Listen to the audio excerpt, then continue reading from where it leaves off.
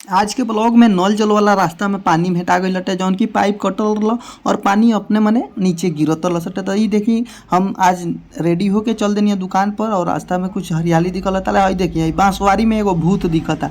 ये भूत है कि आदमी कमेंट करके बताई। देखी कौन आदमी हो।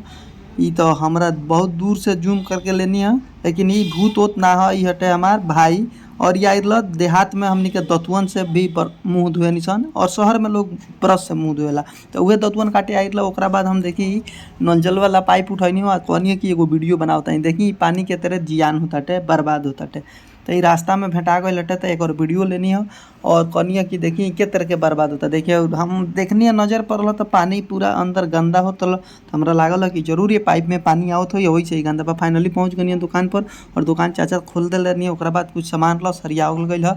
तब तक एगो भाई अलन उ 2 बोरा पुट्टी लेलहन और पुट्टी लेलहन। तो सुबह सुबह बहनी भइलटे और बहनी कहनी हम देखी लेके जातनी। बहनी कहनी है ओकरा बाद फिर अपन काम में लाग गई है। देखी ई सुबेरे सुबेरे के बहनी भइल हमार। ओकरा बाद फिर हम चलनी है लकड़ी चिरवावे के चिरान में। चिरान यानी कि वुड फैक्ट्री रहुआ लगिन मान सकतनी।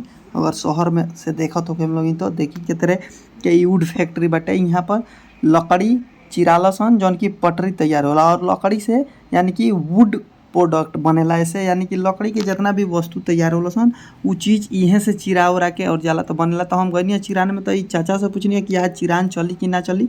तो ये चाचा कहलन कि हाँ एकदम चिरान चली। तो हमरो लकड़ी लेके आवा करल सटे। तो हम का कहनी कि इनका से चाचा से पूछनी हो सारा चीज़ डिटेल्स लेला के बाद चाचा कहलन कि हाँ ठीक बा लेके आवा लोग जा लोग। लेके हमनी के लकड़ी चल देनी सन और लकड़ी लेके फाइनली देखी ट्रैक्टर से हमनी के पहुँच गई सन। तब तक ले हमनी के जब सन काफ़ी भीड़ हो गई चिरान में। तो चिरान वाला चाचा कहलन कि कोनो बात नहीं है तो हम लोग लकड़ी आज देख लो, थोड़ा रुको, अगर हो जाई तो हो जाई। तब तक ले हम का कहनी कैमरा से लेके चल गई उन्हें लकड़ी बनत लहसन यानी कि पटरी तैयार होत। कहनी काहे ना रउआ लोग इनके दिखाएं कि हाँ के तरह लकड़ी बनेला और के तरह पटरी तैयार होला। तो देखी है चाचा और 1-2 आदमी और ही लकड़ी के बड़का मोटका डंठल पकड़ के और एने से ओने करत रहलो। ई पटरी तैयार होत रहलो और कुछ ही प्रकार से पटरी बनेला। देखिए के तरह कटिंग हो जाता ला। ऊपर एगो बहुत बड़का ब्लेड चलत ला सटे जौन की गोल गोल शेप में घूमत ला और ये काट काट के एकदम लकड़ी के अलग अलग कर देता ला। तो कुछ ही प्रकार से लकड़ी तैयार होता ला सन।